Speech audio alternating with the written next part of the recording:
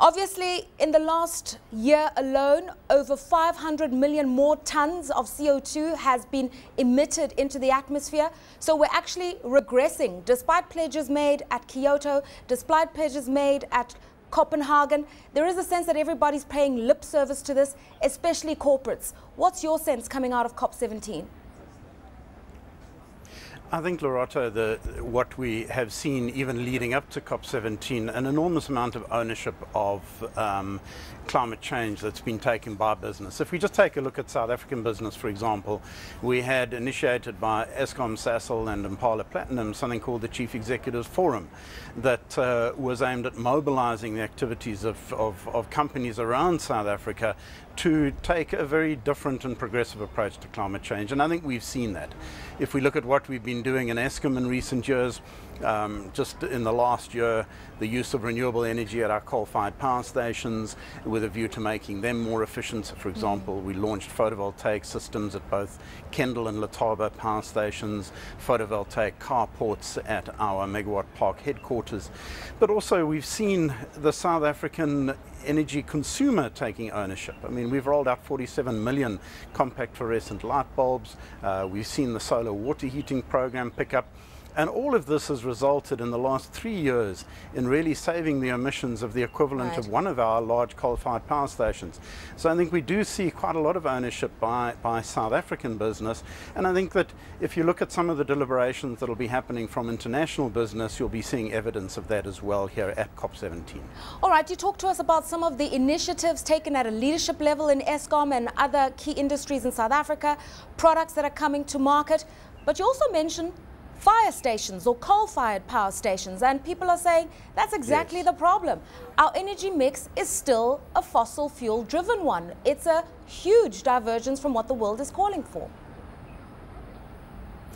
Our energy mix is still 88% coal, and I think that that is something that we as Eskom and the South African government have indicated is not a comfortable position to be in.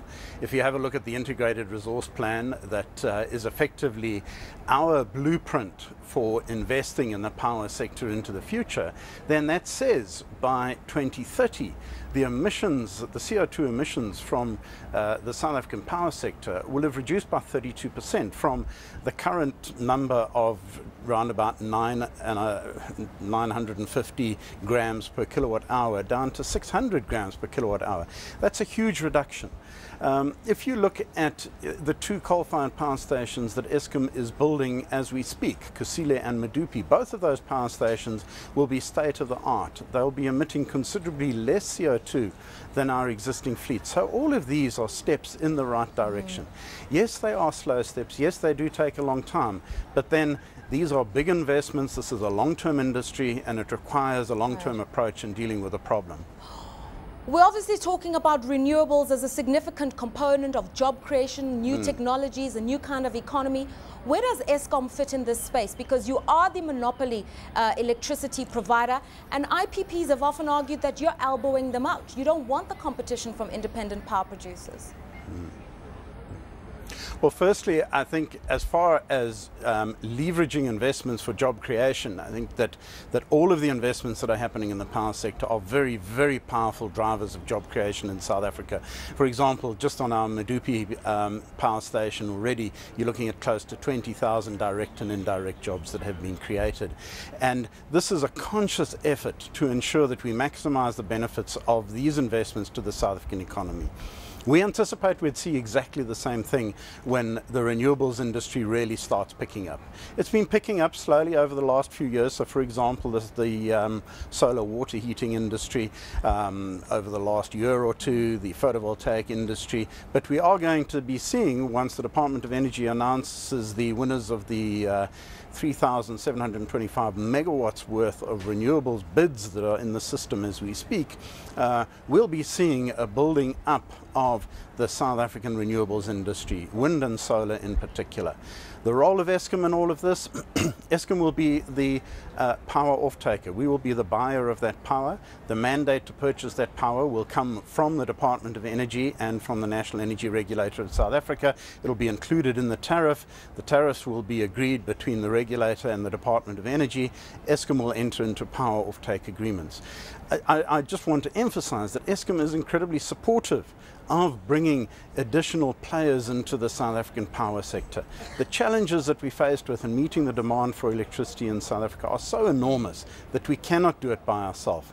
And we really would like to see a lot more players in the power sector in South Africa in future. And finally, Steve, another major theme at COP17 is funding climate change initiatives. Now, we know that Eskom, for instance, has done really well in the international bond markets, raising capital for your expansion. So banks and investors are prepared to support you to build coal-fired power stations. What about on the other side? What is industry going to do to fund noble initiatives to depollute the Earth's atmosphere? Well, our experience is that good projects are fundable, and I think that our funders have been exceptional in the last few years in rising to the occasion and funding the major projects that we have underway in Eskom.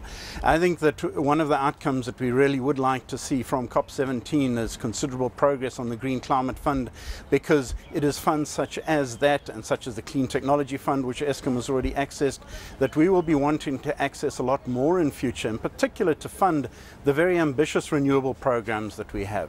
So we anticipate that the 100 megawatt wind plant we have at the moment that has been already funded, the concentrating solar plant that is virtually fully funded, all of these projects have used a blend of conventional funding and concessional funding or green funding. We would like to do a lot more of that in future as we roll out a far more ambitious renewable energy program. And we think that all developers of renewable energy projects are looking very carefully at what happens in the development of the Green Climate Fund, because they definitely will be wanting to access those funds to improve the business case and to actually incentivize further investments in renewable energy.